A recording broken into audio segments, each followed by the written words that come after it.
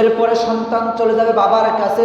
বাবা বলবে দুনিয়ায় আমিও বিবাহ করিনি, কোনো সন্তান আমার ছিল না।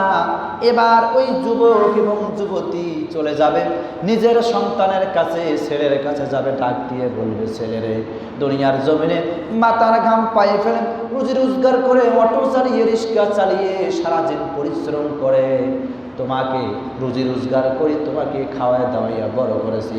সন্তানদের একটা মাত্র নেকি দাও, আজকে আমরা জান্নাতের মধ্যে চলে যাব।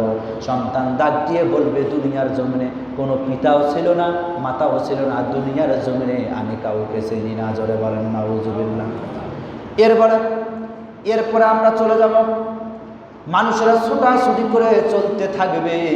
ওই সময় চলতে চলতে তার মেয়ের কাছে চলে যাবে, মেয়েও চিনবে না।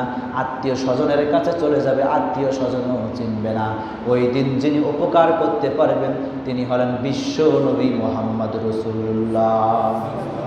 জোরে বলেন সাল্লাল্লাহু। এই মানুষটা যখন একটা নেকির কারণে বিপদে পড়ে যাবে, কেউ তার কোনো সহযোগিতা কোনো কাজে আসবে না। ওই দিন কাজে আসবে কে? ওই দিন আপনার কাজে আসবে দুনিয়ার জমিনে যেই বন্ধুটা আপনাকে নামাজের কথা বলেছিল, বন্ধু চলো নামাজে চলে যাই, বন্ধু চলো যাকাত দেই, বন্ধু চলো হজ করি, বন্ধু চলো ভালো কাজ করি, যেই বন্ধুটা দুনিয়ার জমিনে আপনাকে খারাপ কাজ থেকে দূরে সরাই দিয়া ভালো কাজের দিকে আপনাকে নিয়ে এসেছেন, ওই কঠিন কিয়ামতের দিন আপনার কাজে আসবে।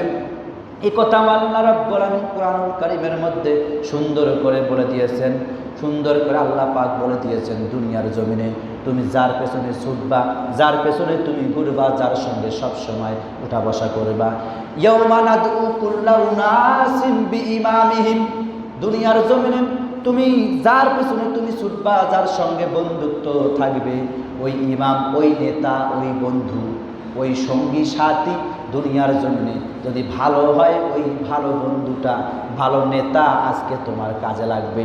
তাছাড়া হাসরের ময়দানে কোনো দুনিয়ার বন্ধু বান্ধবী কাজে আসবে না।